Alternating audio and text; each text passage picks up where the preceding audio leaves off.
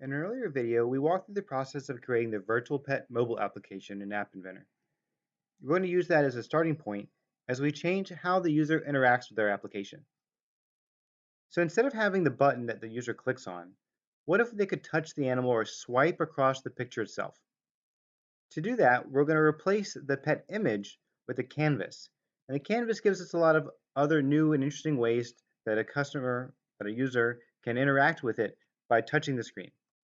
So let's get rid of the button, first of all, that we don't want anymore. So no more sound button. And then we're also going to delete the image itself because we're going to replace this with a canvas.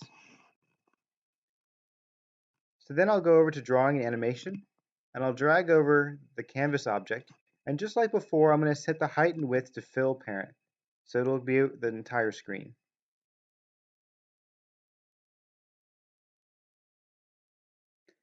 And the canvas has a background image property, and I'll change that to be my elephant. You'll see it looks very similar to what we had before.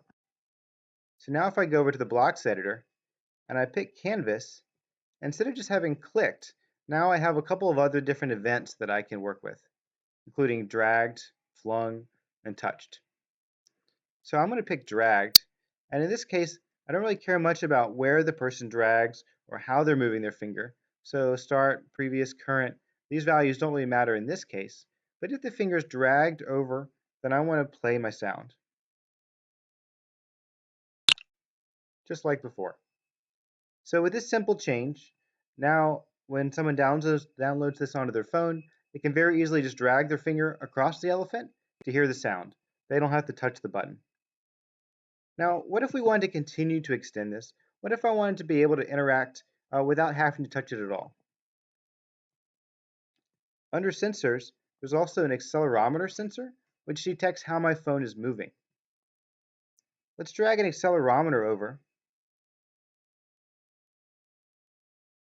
I'm going to rename it with a shorter name, and go over to the blocks editor to see how we can interact with the accelerometer.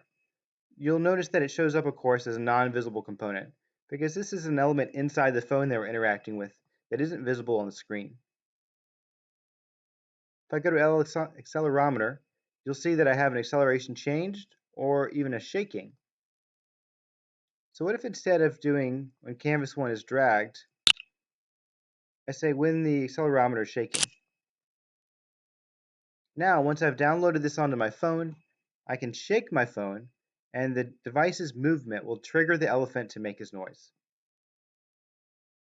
So there we go. We took a basic application and we changed it in a couple of interesting ways. Thanks for coding with me.